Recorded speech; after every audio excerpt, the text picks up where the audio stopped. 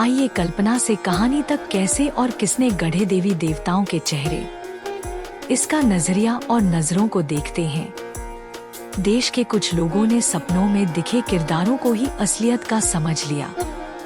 इतिहास क्या होता है और वो किस चिड़िया का नाम है, ये कभी पता ही नहीं किया गया या पता ही नहीं चलने दिया, क्योंकि भूतकाल में भी इतिहास के नाम पर इनसे कुछ भी लिखा ही नहीं गया।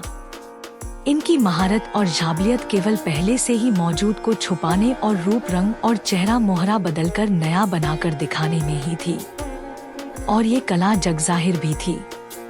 इनके गुरुओं का भी कमोबेश यही सूरत हाल था।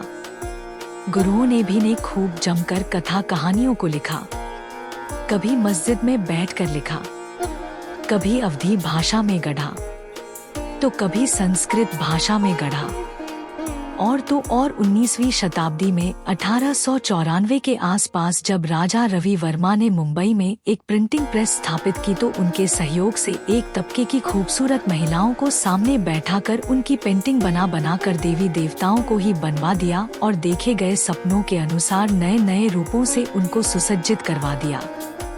चालाकी से बौद्धिसत्व के हाव भाव और उनकी मूर्तियों में मिली भंगिमाओं से हूबहू नकल की और उनके स्वरूप को पेपर पर छापना आरंभ कर दिया। ये सब एक षड्यंत्र की तरह किया गया, जैसे पहले भी बौद्ध अनुयायियों के साथ किया गया था। ये एक ऐतिहासिक सत्य है। और इस तरह बुद्ध धम्म के बौद्धिसत्व के ही अनेकों रूपों को बदल कर नया बना कर उनको पूजना शुरू करा दिया। यहाँ के सभी लोगों द्वारा उन रूपों से भी अपना जुड़ाव महसूस किया, क्योंकि सभी रूप उनके ही पूर्वज बौद्धिसत्व थे, उनके ही अवलोकित स्वर रूप थे जिन्हें वो हजारों वर्षों से जानते आए थे। वे सभी बुद्ध के ही प्रभावशाली व्यक्तित्व को दर्शाते थे। इसलिए किसी को भी अपने ही पूर्वजों को पूजने में जरा भी संकोच नहीं हुआ। सभी ने इस नए बदले रूपों को हाथों हाथ लिया।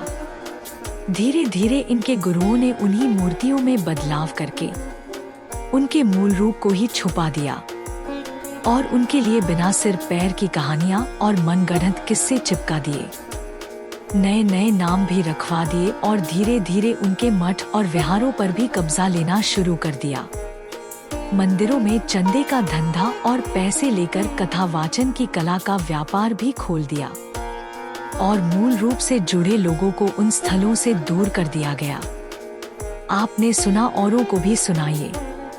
ये आपके अपनों का ही चैनल है। बहुत बहुत धन्यवाद।